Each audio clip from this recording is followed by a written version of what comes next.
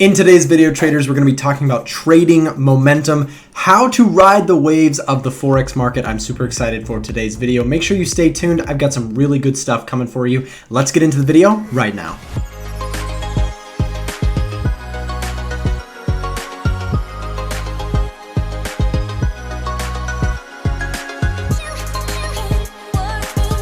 Welcome back, traders, to another one of my videos. If this is your first time here, my name is Nick, also known as Trader Nick. I make all sorts of trading educational content here on YouTube for free. I do ask, though, at the start of each of my videos, if you are new to my channel and you're looking to improve as a trader, make sure you hit that subscribe button down below and also give this video a thumbs up. It really does help the channel grow. So with that said, let's take a look at trading momentum. Riding the waves of the currency market is something that a lot of people want to be able to do, but they don't quite know how to do it. Now, it's not as easy as it sounds. Riding the waves kind of implies that you're just kind of coasting and it's easy and there's no problems. There are problems with any trading strategy. Anybody who's been trading for a while knows this. Trading is not easy and it's not for everybody. But today we're going to be talking about trading momentum, catching breaks, riding waves in the market, and kind of riding big trends to kind of potentially ride the biggest movements in the currency market, which also happens to be when there is a lot of momentum. Now, momentum is an interesting thing because it actually can take place on the intraday level, the swing trade level, and the long-term positional level, which is interesting because momentum kind of is one of those things. It's a very simple concept. When a market tends to get going, does it keep going? Now, there are some things to consider here, and make sure you stay tuned to the end of this video because I will be kind of revealing some things that you can use in your momentum trading to actually boost your chances of probability of success or your profitability of your particular trading strategy. So make sure, again, you stay tuned to the end of this video. Now, what is momentum? First of all, Nick, tell us a little bit more about what you're talking about, this concept of momentum. Momentum is very simply kind of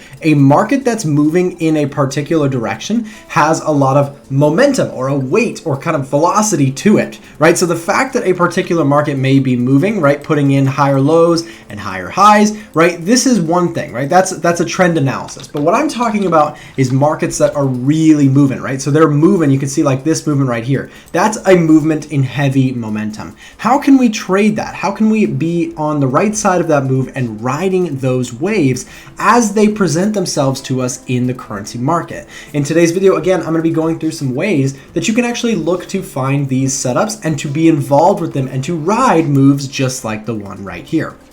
Again, I mentioned it's not all sunshine and rainbows. It's not an easy thing to do, but there are ways to get involved with particular setups like this. So let's go ahead and talk about kind of momentum in the sense that we're looking here at GBP JPY. We're looking at the 1 hour chart. Remember, I did mention that this is not something that's super time frame dependent. You can trade this on the short-term time frames or charts. You can also trade this on the long-term time frames or charts, right? So with that said, we're looking at the 1 hour chart. This is mostly an intraday kind of looking or kind of briefly looking at an intraday chart here, right?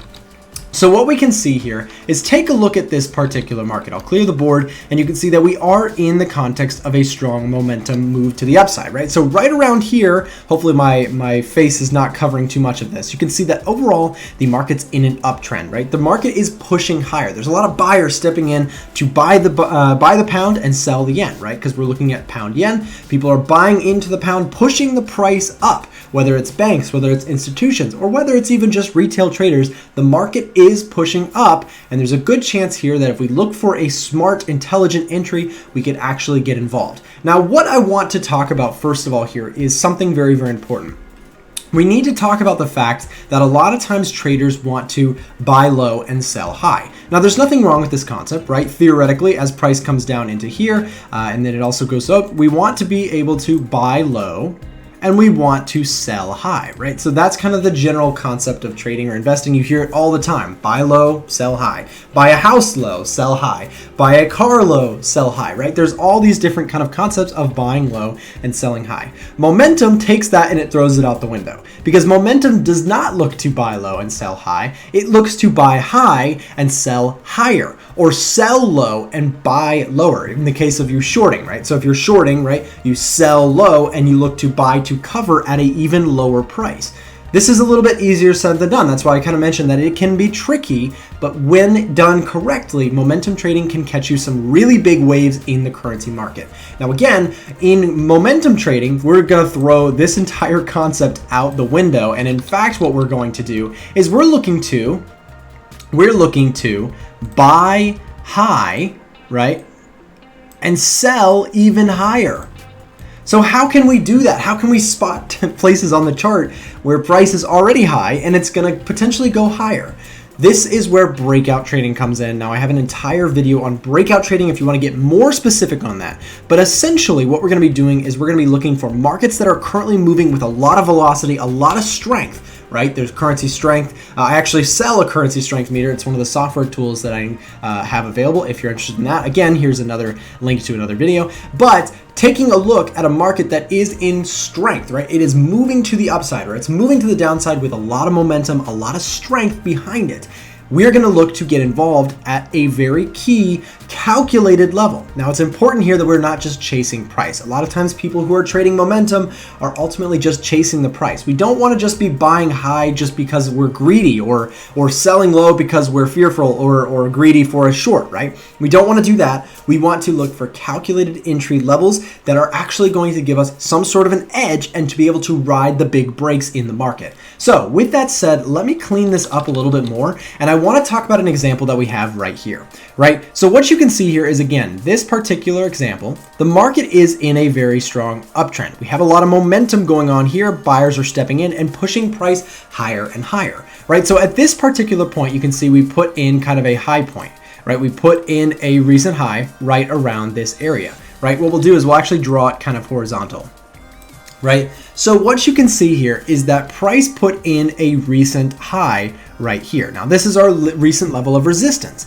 Now as momentum traders, we're not looking to sell into this market. We're looking to buy into this market at a calculated level. Nick, where is that calculated level going to be? How do we put a stop loss? Where are we going to put our target? All of that to come. Make sure you stay tuned. So we've put in a recent high, right? This is our level of rejection. We'll put R for rejection, right? We got rejected off of this level. And then price kind of started to pull back, right? We saw a minor retracement. Now note, guys, that this is indeed a minor retracement. We're not seeing a massive pullback, right? That's not what we're looking for. We're looking to ride markets that are already moving very, very strongly. So we don't want to see big pullbacks. One thing as a momentum trader that people often get caught up in is they kind of try to buy into a trend too late in the game, whereas sometimes the best momentum opportunities are when markets are hot and they're really pushing, right? So as price starts to pull back here, what you can notice is that, take a look at this, guys. We have a market that's moved up very, very strongly. Look at these moves to the upside. Massive moves. Hopefully I'm not blocking that too much, but there's big moves here to the upside along the way. And what we see here on the sell side is, take a look at this retracement. What you'll notice about this retracement is that it was slow and that it was not a big retracement. Both of those factors are important when you're looking to be a momentum trader. We're not looking for markets that are pulling back massively and, we might not see buyer support. We're looking for a market that has so much buy pressure that price almost has to go up, right? Now, of course, it doesn't have to, and there's no such thing as guarantees, but we're looking at a market that is moving up very, very strongly. We don't want to see big pullbacks. So we see a market that is putting in levels like this, right? Big, strong momentum pushes here on the long side. This is an uptrend. We're looking to get involved on an uptrend that's very, very strong. We don't want to see big pullbacks. So then what next? Let's clear up this a little bit. Hopefully it'll make it a little bit easier to see. Let's go ahead and there we go. What we can see is that this recent high, right? What we want to see is we have that minor retracement, but now we're looking to see, hey, is this recent level going to get broken? Because if it does, I think we have a lot of pressure, we have a lot of push to the upside, and we may see a continuation. And that's where some of those breakout strategies that I talked about earlier can come into play. What I'd potentially look to do if I was trading momentum, right, is take a look at this candle here, right? This is a very bullish sign. This recent high, right, this structure level of what was resistance now has been broken and price has closed significantly above that recent level of rejection. This is a sign to us as potential momentum buyers that we could get involved with a kind of patient or even calculated entry. Now you have two options here. Again, I have breakout trade videos entirely on this kind of concept and this setup alone. But we could look to get involved with a buy trade at the close of this bar, right? And put a stop just underneath the recent structure that we had just broken, right? So there's a stop loss there. Now, where could we have put a target? You have a couple options here. One of the most kind of simple ways that I could, explain this is to put some sort of 2-to-1 risk to reward. Right, so in this case, right around this area, that would have been a nice little take profit, right? So price came up to this area, we got in right around here. We'll put E for entry, and we put our SL for our stop loss, right? So very simple concept. 2-to-1. I know this is all drawn by hand, so please bear with me, guys. 2-to-1, right? Reward to risk. We had 2 times our reward, 1 time the risk, and we were looking to get involved at a very calculated level. When this structure was broken, if we looked left, right?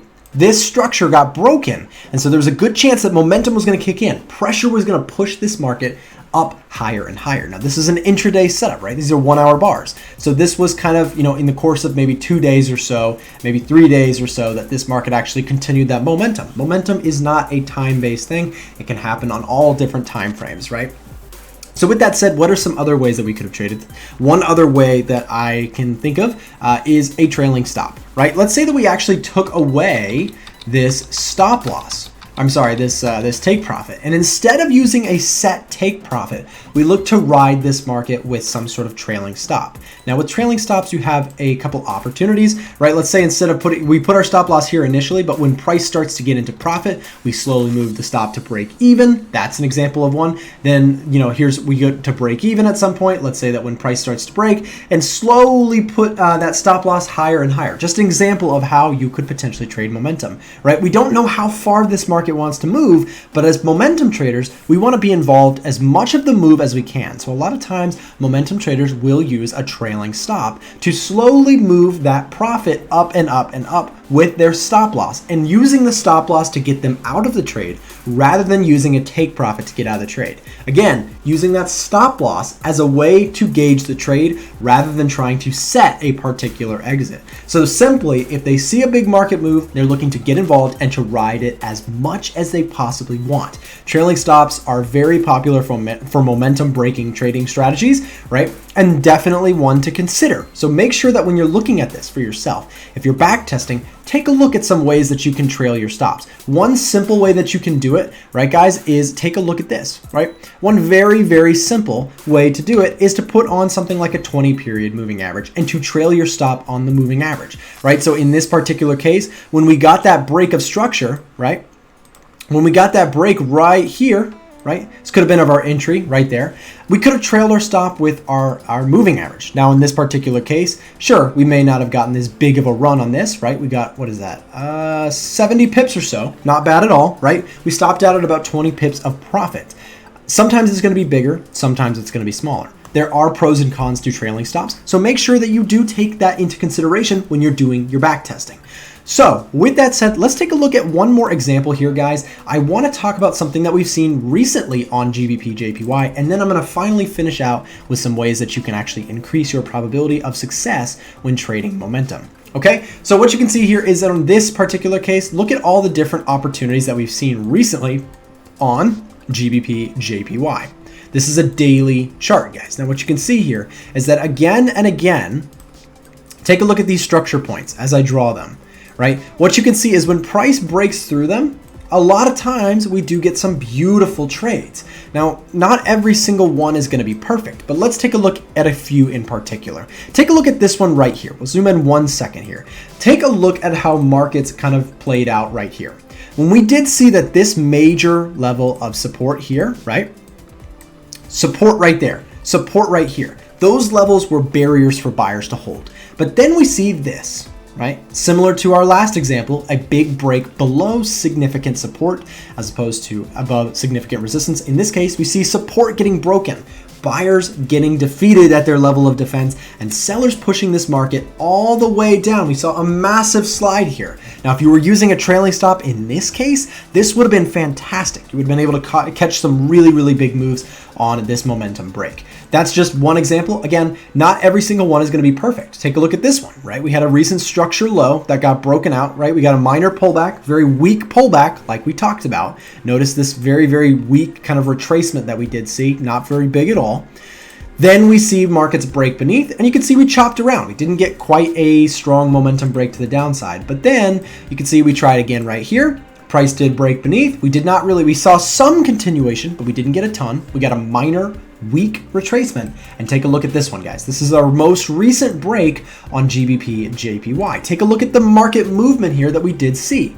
We see a break underneath that significant level, and there we go. Price rallies to the downside, or plummets to the downside. Rally is more of a bullish term. We saw a fall to the downside where sellers really stepped in and pushed price down. Moving average trailing stop would have been fantastic here as well. Something to consider in your back testing. So make sure that whatever you do decide to back test it. Now, here's the thing also I want to mention. 2 ways that you could potentially increase your profitability with momentum.